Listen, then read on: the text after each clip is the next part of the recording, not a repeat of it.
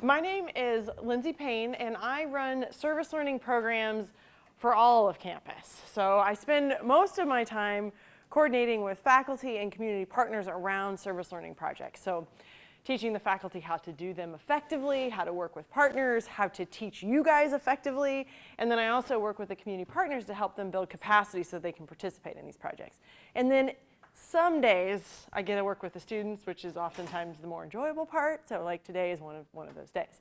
But I want to hear a little bit about you guys and where you're coming from, why you came to this session, and what project you're working on. So does anyone want to start? Go first? Okay, thank you. So what's your name? Tell us your name first. I'm Nasser. Okay. Sinan. I'm a freshman. I'm in the neighborhood sustainability team, and we're building a park for the children. And where's this park? It's in Lafayette by the Hartford Hub. Oh, by Hartford Hub. Okay, Yeah. yes. Okay. So we're building it for children, and we're teaming with a sponsor. That's a German automotive company. And so I came here to just focus on my communication skills. Okay, and so is the automotive company providing the funds for the project? Okay, all right, that's nice. Are you guys in this? Are you in this, or are you taking attendance? I'm taking attendance. You're taking attendance. Okay, can you come on up here then? And can you come up here too? Or up to this row, I don't care, but I just don't want us so far back. All right, how about you? What's your name? I'm Nick. Okay. I'm currently a senior in industrial engineering. Okay. And I'm on the pharmacy team, and our project right now is building an egg incubator for an impoverished community in Mexico because they have difficulty getting healthy eggs and incubating them down there. And that's a pharmacy team. Yes. Why pharmacy team if you're... I could not tell you. Okay. I was like, I don't know too many pharmacists that grow eggs, but okay, all right. How about you? What's your name and what project are you on? Ethan Byers. I'm in Engineers Without Borders. Okay. And our project is a water pipeline in Bolivia for a community of about 250. Were you in this last time? I feel like I recognize you. I wasn't in this one. I was in like the third Okay. series. Yeah. Oh, okay. So you're you're going to be well versed in this. Okay. All right. And what's your name? My name is Renai Sakosh, and I'm a senior in electrical engineering. Okay. And I'm in EII team. Okay. In EPICS 47, and I came here to get a better experience in learning about community engagement. Okay. All right. Thank you. And how about you? I'm Diego Fergus. I'm a first-year engineer. I'm Okay. on the PAWS team, and so on my team, I am making sound panels to try to absorb sound in the dog kennels because it gets so loud. Okay. To help out the volunteers. Okay. And so I'm here just to try to get more engaged in that aspect. And what dog kennel are you working with? Is it Almost Home? Yeah, almost home. Okay. All right. Hi, I'm Erin. I'm on the Imagination Station team. Okay. So we're building a simulation Mars rover for kids to engage with. Okay. I'm on the electronics team, even though I'm in mechanical engineering. Okay. And I'm the communication officer. So I created a Twitter account for the first time, and I have like 2 retweets every time. Okay. So that's what I'm hoping to gain out of this is more the community engagement. Okay. Well, I won't probably specialize in that space, but we can talk offline about what to do. But that's good. That's good. And how about you? I'm Nala Sharma. I'm on the glass team. Okay. And our team we're building an electromechanical wheelchair mount arm to help students with learning and communication disabilities communicate more effectively. Okay. Okay. Very good. All right. I'm Hadley. I'm a sophomore in industrial engineering, and I'm a project manager on the GDAT team, Global Design Assistive Technology. Okay. So we have a couple different projects, but we work with a nonprofit heart and stroke clinic in Ireland. So in Ireland, okay. So just kind of, and I came to, I guess, figure out kind of the best way to communicate with them and make sure that they're still at the center of our design, even though we're like all the way across the world. Yeah, challenge. Okay, and you? My name is Nick. I'm a design lead on the magnifier team for TMIS BVI, Indiana School of the Blind and Visual. Okay. So I'm learning I'm hoping to learn how to better communicate with the kids at Indiana School for the Blind. Right. Because it is a challenge. Yeah. To learn what they need more. Right. Okay. All right. And you? My name's Caitlin. I am the design lead on DevKits Code, and our project is KTT, and we're working on designing a Oh, fantastic. Okay, very cool. All right. My name's Tess. I'm on the Global Air Quality Checkers team. Okay. And we're trying to create a better houses, so in the Nandi community, which is in Kenya, to help create a better airflow so that pollutants trapped in their houses actually break up. Okay, all right. I'm Suwan. I'm in Zoo team, and we are creating animal interactions and tool for research purpose. At the same time, recording monkeys and otters interactions to post some photos or video on social media to promote. And not monkeys and otters interacting together, or monkeys and otters? Okay. Different. Okay, okay. Two different teams. Okay. And are you on a team, or are you?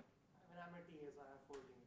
Okay, so you have 4 teams. And which 4 teams are you working with? So one is apps. It's for like dietary assessment using the images of the foods. Okay.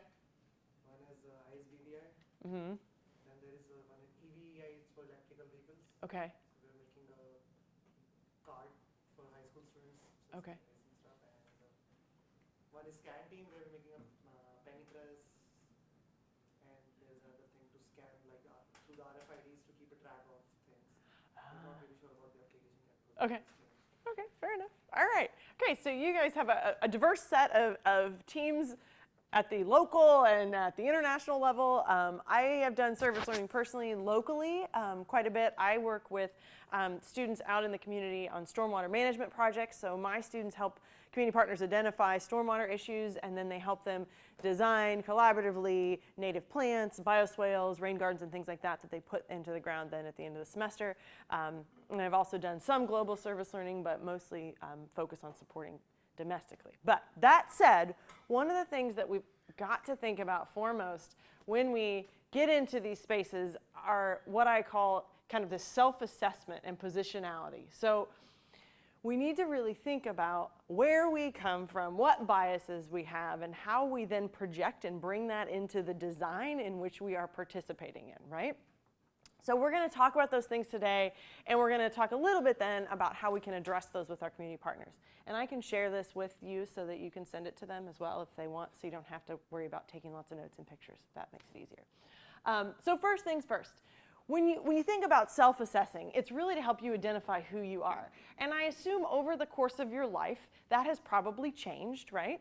You are not the same person you were when you were 5, and nor will you be the same person when you're 50, right? So I can't say that when I was, 24 or even 35 that I was a mom, but I am now. I have 2 kids, and so that definitely impacts how I think about design and what I do. I would have never thought about kids, honestly, in terms of design until now I have them, and I have to think about, oh, well, maybe that table's not high enough for the little kid, or maybe it needs to be a little bit lower, or maybe it needs to have some different kinds of interaction that I wouldn't have thought of as an adult. Does that student need to come in? He's wandering around out there. Oh, now he's hiding. Well, I don't know. Well, if he comes in, he comes in. The other thing is I'm female, or I associate with being female, right? And so that also impacts my design thinking. And even I think you can also think about things like where you stand socioeconomically. So, for example, if I'm working with a community and I'm expecting individuals, we could take the Science Museum, for example. I'm expecting people to come to your Science Museum, and I know that for me, all I have to do is go get in my car, drive to the museum on a Saturday, and boom, I'm there, and I can take my kids, we can have a great time. Well, I have the means to, 1, own a car, and 2, pay for gasoline to drive there, but not everybody does, right? So you have to think about who you're designing for. In the museum, you're probably attracting a different socioeconomic set than those that may, for example, have cars. So we're talking about bus lines, and what does that mean for the design of the project that you're doing or the access to the spaces, okay? So those are some things to think about. So what I wanted you to do to kind of get in the space of starting to untangle some of that stuff was to take a survey. So I have 2 scales. One of them is called the Global Belief in a Just World, and the other is called the Social Dominance Orientation Scale. So just take these real quickly. You can take one if you want. You don't have to think real hard about the questions, but just go through them, take it real quickly, and then we're going to discuss.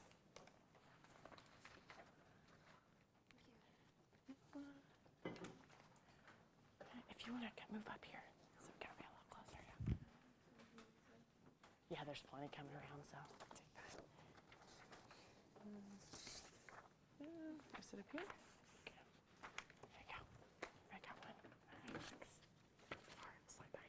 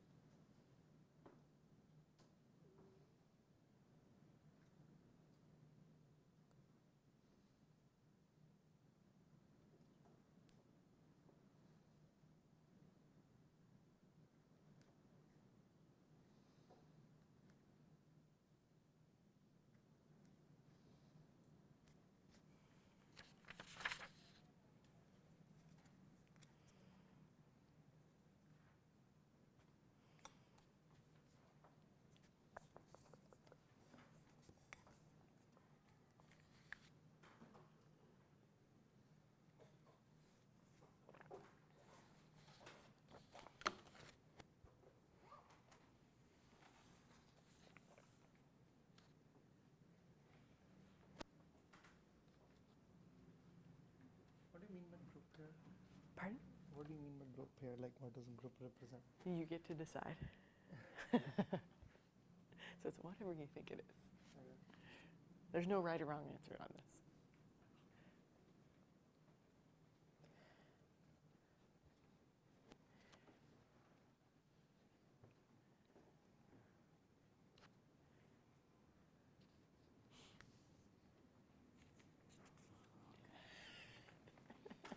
There's two sides, so if you get a chance, go through both sides quickly. And I acknowledge these questions are not easy to answer. That's part of the point of it.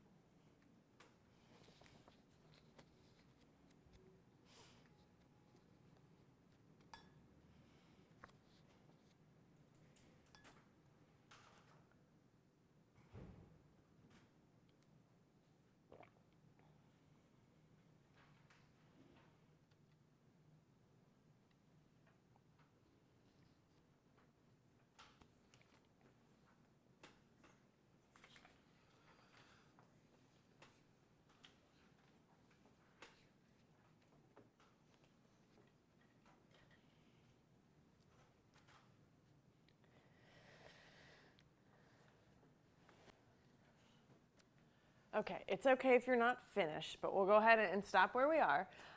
What I'd like for us to do so that we can kind of move around a little bit here is to turn around and talk to the person behind you. Some of you might have to form groups of 3, which is fine. But I want you to really talk about these prompts. So think about how you got to the answers that you did, right? So what prompted you to answer the question the way you did? What did you learn about yourself in how you answered those questions? Did it challenge your ways of thinking as an individual about groups? Did you have trouble defining what a group was in the first place? Like, what does that mean, right? Or who is the group that you're talking about? And then think about how this might impact your design. So turn around and talk to someone behind you. If you have to do a group of 3, that's fine. But work your way through these questions, and then we're going to kind of share out as a big group and talk about what you guys came up with, okay? Introduce yourself, say hello. You guys can do a group of 3s, fine.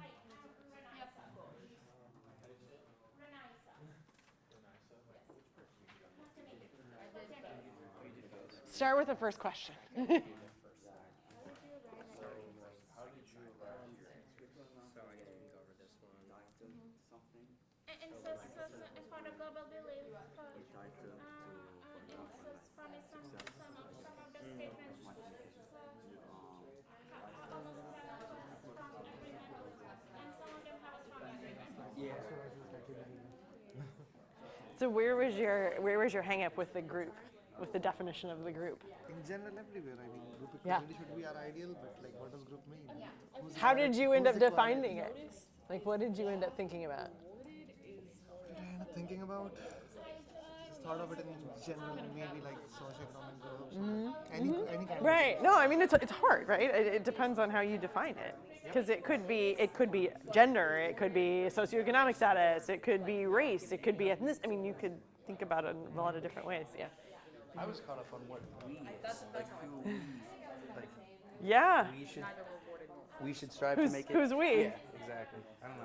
No, I think that's a really good question. Are you Very talking about general those that questions. can or Yeah. those that can't? We as a Like whole legislatively, planet? Yeah. Yeah. I consider we to be like a collective thing, as in I'm a part of it, and what do I think about it? Well, I think, the intent of the social dominance one especially is that it has that dominance word in it, right? So it's trying to get at there are some individuals that have more power in society than others, and so that probably will change how you answer the questions based on the power that you hold or that you perceive.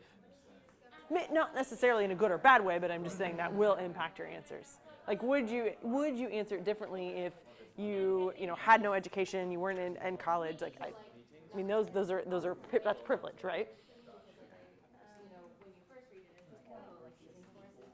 What about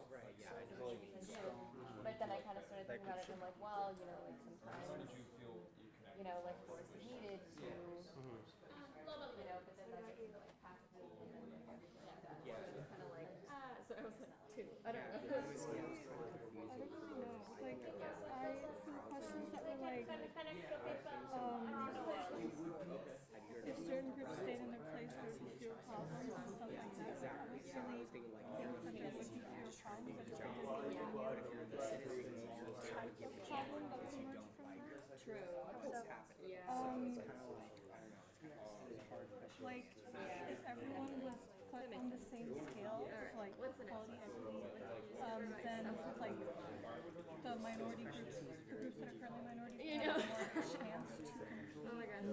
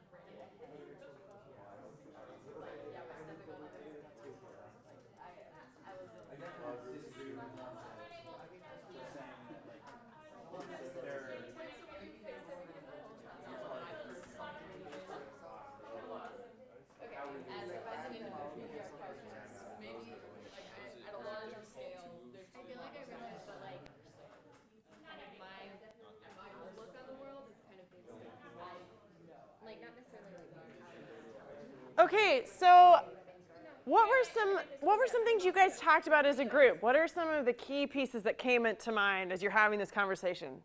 Some insightful comments your classmates were making or you made that you want to share? What were some things that came up in your conversation? Yeah. The world is not fair and it's not equal. What about that? Well, for the global belief one, it talks about how some people's efforts are noticed and rewarded and what we're entitled to, but sometimes you might put in the effort and you might not get the result you want. Right. And next one, social dominance, talks about equality and how we should strive to be equal, but if we look at the real world, even though we strive for equality, it's not there. It's not there. Yeah. Okay. What else? What are some other things that you guys talked about in your you guys are really having good conversations. Some other things you talked about. Should I just let you keep talking because you were talking? Some other things. What about when you came to a question that was uncomfortable to answer, what did you do? How did you make your decision?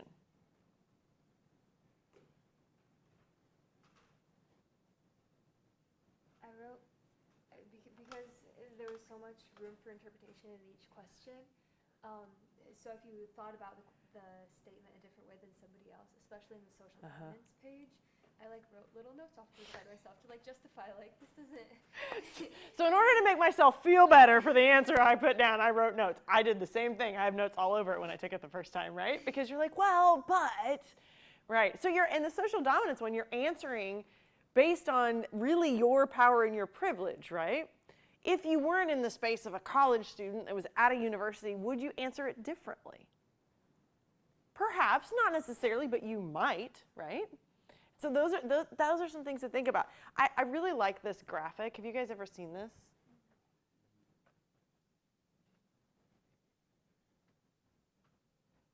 What do you take? Start at the reality side, this far right. What do you see? What strikes you about that one? There's 3 people trying to watch a game. You think it's an accurate depiction of reality? I see some cases. Does it make anyone uncomfortable? Yeah. I mean, it makes me uncomfortable, right? Because I mean, if you look at this side, right, it's saying that there are people in this world that have a lot of, we could call it power, we could call it money, we could call it whatever you want, right? But they are in a space that's much higher up, right? And they're able to see the game in a very different view than some individuals that are already in a hole. So if we strive towards, equality, which is over here, we give everybody the same thing, right? Which was kind of some of those questions, right? They said everybody should have the same income, I think was one of the questions. But does that solve the problem of the 3 individuals being able to see the game? No. So we have to strive for this idea of equity, where we have different sort of scales. You all probably have different reactions to something like this, and that's okay. But that's something to, one, acknowledge when you're thinking about designing, and also to think about how that might impact what you're doing when you're working with communities, right? You're probably coming from a very different place than a lot of the individuals in which you are working with. Now, maybe not, and that's a broad assumption that I'm making, but for the most part, you probably come from a different place in which the individuals you're serving. So you might want to think about where you fall in that reality space and how that might impact your design with others. And I think of it as, positionality is the term. So think about where you come from. What are those facets of yourself that make up you? And are those things that you want to acknowledge when you're designing and then actually turn into a craft? Or are there something that kind of drives the way you see something? So another example would be, I really feel strongly about sustainability in the environment. So I find myself, anytime I'm doing any kind of design, always thinking about that component in my design. But do my community partners find that important? I don't know. Maybe some do, some don't, but that's something to think about, that it's really important to me, and that's a position in which I deem relevant, but it might not be important to my partner. So it's really just acknowledging who you are, where you come from, and how that impacts your design. Any questions or thoughts on that? Any ideas on how that might impact your designs that you're working with, or the partners that you're working with? Yeah. So basically, I mean, what it sounds like, it means that I need to remove my lens a little bit and kind of take on the user's lens. Yeah, so you're working with the blind, right? So is there a way that you can put yourself in their shoes, remove some of your own, biases and where you stand, and try and understand where they're coming from when you design? I mean, it's difficult, right? Yeah. Well, indirectly, like, we tend to do a lot of school visits to go and have, what I've learned is I also have, like, approaching a second major in communication, the best way to make a worldview is to have a conversation with someone who's different Yes. from you. So what I always have my team do is say, like, hey, go just make some friends today. Right. And that's how we kind of take on their lens a little bit. Well, and that's, I would say, the number one thing I always tell the faculty that go out and they try to find a community partner or work with communities. They're like, well, how do we do this effectively? And I was like, well, you get to know people, right? So if you know who you're working for and who they are, what makes them tick, their own positionality, you're going to be better at designing for them, right? So at the foremost, like, this is all about people, right? engineers, you got into engineering because you wanted to really help humanity, really in its fundamental core, right? It may be because you really like, electrical engineering and design, but all of those things that you're doing in electrical engineering ultimately benefit humanity. I hope benefit, although sometimes we could argue there's some costs, right? But you're doing this for the good of humans, I hope. So remember that when you go out and interact with your partners. And then I think that the last thing to think about, so as you're entering in your design process and you're thinking about, you're working with your partners, you always need to take a moment to stop and reflect. So think about what's happening. Reflection is so important in service learning. You guys do this every week, right? I think so, don't you? Aren't you required to do reflection every week? Yes. So take some time and really think about what happened. And don't just stop there, because those are interesting journal articles, reading if you want to say, Dear Diary, this is what I did this week. But as a teacher, what I really want to know is what you learned and what you're going to do differently now that you've identified this learning, right? So take it that step further and think about how you might do something different. Never in your life are you going to have a space again where you get to experiment and the failure risk is low, right? You're not going to lose your job because maybe your design doesn't work, or you acknowledge failure. If you get out in the real world and you acknowledge failure and you don't do things well, you might lose your job, right? But now's the chance to kind of experiment and figure out what works for you. Work at communicating more effectively, right? So what do you do if you're in these community settings, you're not comfortable talking about this stuff? What happens? How do you address this conflict and this issue? If you have different people than yourself that you're interacting with, what do you do? So we've identified one approach, and that is to simply sit down, have a cup of coffee with them, and talk to them. What else could you do? What are some other things you could do to kind of interact with your community partners if they're different than you, or you think they're different than you, whether they are or they aren't? What could you do? Yeah. Play games. Yeah, especially if you're doing something with, well, it doesn't have to be just kids, but kids are an easy group to play games with and get to know them, interact with them, learn about them in playing games. I would argue adults too. Everybody likes to play games, right? What else could you do? What else could you do? Are there things that you could do that don't necessarily involve that one-on-one interaction with your partner?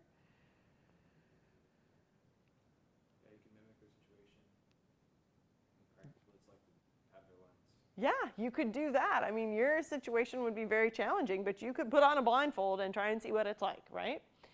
You also could observe.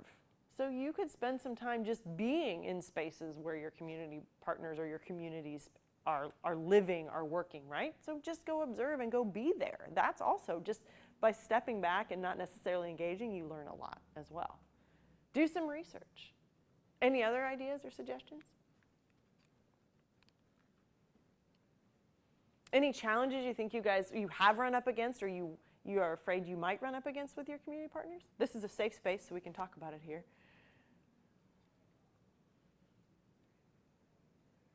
No? Yeah. I got another one. I'll take the spotlight. Sure. I'd say the people that we're working with are just so different from anybody I've ever worked with. Right. And so even being able to have that conversation with people that are visually impaired is it's difficult. Yeah. You might ask a question, a very general question to them, and they don't want to answer it, or just don't have a response for that, just because their social situation is just incredible. Right. Different. Do you guys get to spend time with those that they trust? So with their educators, with who, yeah. So you can probably learn a lot from them too and mimic what they do that seems to be effective. But your situation, there's a lot of trust that's going to have to be built, right? Which takes time, and it's also very hard when you're not there frequently. But it can be done. How about, oh yeah, go ahead. I was just going to say that our community in Bolivia, not only are they in a different situation than us, Yeah. it's also a community of about 250. So within that community, they have different needs that we all have to figure out what each individual need is and find a median. Right. Some sort of common ground, I guess. Right. We're finding that's kind of difficult too. So how are you going about doing that? What are they having you do? Mostly interviews as a group to see what, Okay. whenever